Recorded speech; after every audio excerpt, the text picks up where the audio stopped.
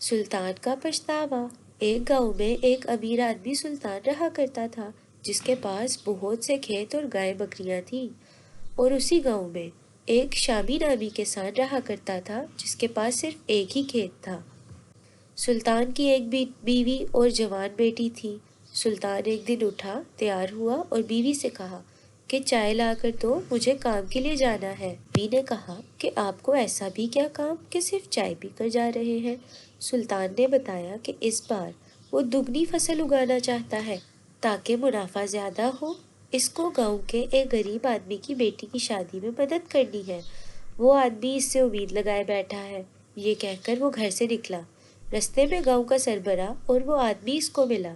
سلطان نے کہا کہ ضرور چچا، سردار جی سے بھی بیٹی کی شادی کی ہی بات کرنے جا رہے ہوں گے، جس پر چچا جھٹپٹ آئے۔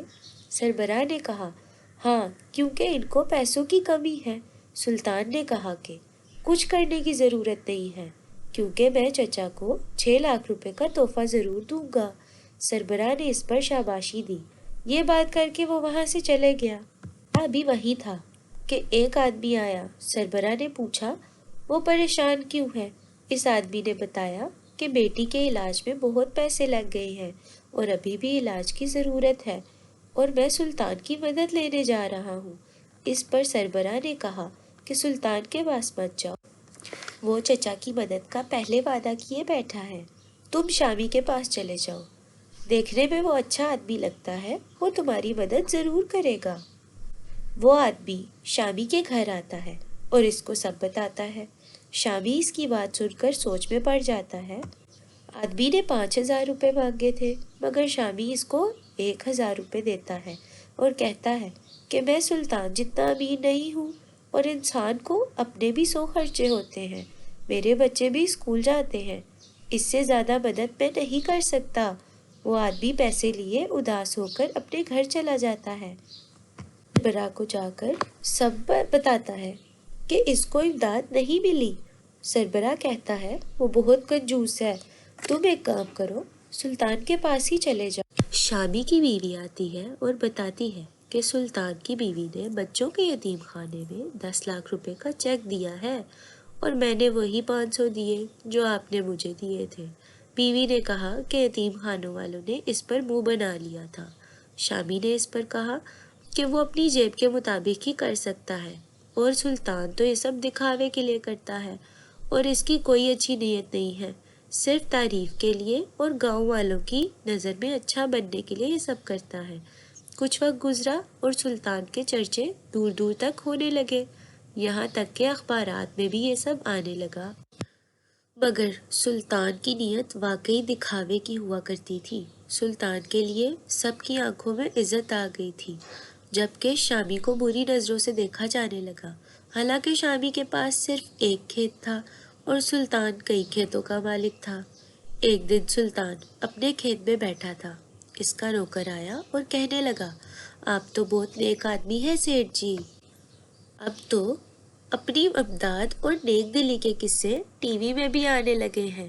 اس پر سلطان نے کہکا لگایا اور کہا، میں یہی تو چاہتا تھا، یہ سب میں نے بہت پلاننگ سے کیا ہے۔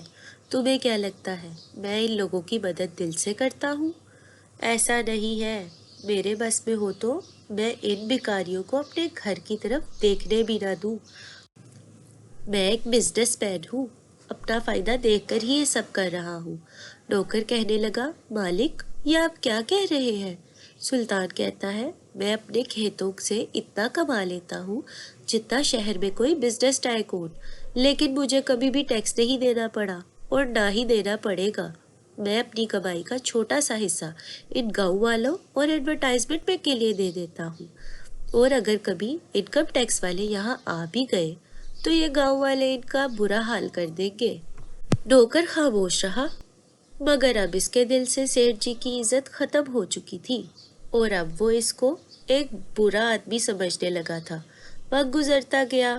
اچانک ایک دن سلطان کی بیٹی کی طبیعت بہت خراب ہو گئی۔ وہ اس کو اپنے امداد دیے ہسپتال میں لے گیا، جو اس نے صرف دکھاوے کے لیے بنایا تھا۔ ڈاکٹر نے سلطان سے کہا کہ وہ فکر نہ کرے، وہ اپنی پوری کوشش کریں گے۔ ٹیسٹ کے بعد ڈاکٹر نے سلطان کو بتایا اس کی بیٹی کو انفیکشن ہو گیا ہے اور اس کے علاج میں خون کی بہت ضرورت پڑے گی، مگر اس کی بیٹی کا خون نایاب ہے، گاؤں میں کسی کے پاس نہیں ہے، جس پر سلطان کہتا ہے وہ اپنی ساری دولت اپنی بیٹی پر لگا دے گا۔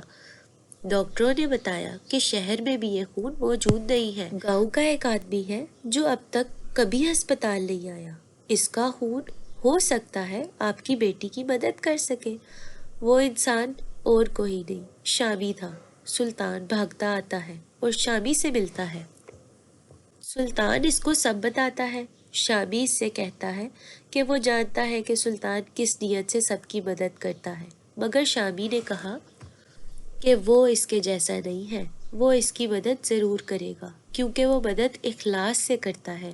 خون میچ ہو گیا اور سلطان کی بیٹی بھی ٹھیک ہو گئی اور شامی بھی تندرست رہا۔ سلطان نے شامی کا شکریہ ادا کیا اور اس سے معافی بھی مانگی، اور اس کے بعد سلطان نے سب ٹیکس بھی ادا کیے اور اب سے سچے دل سے ہی لوگوں کی مدد کرنے لگا۔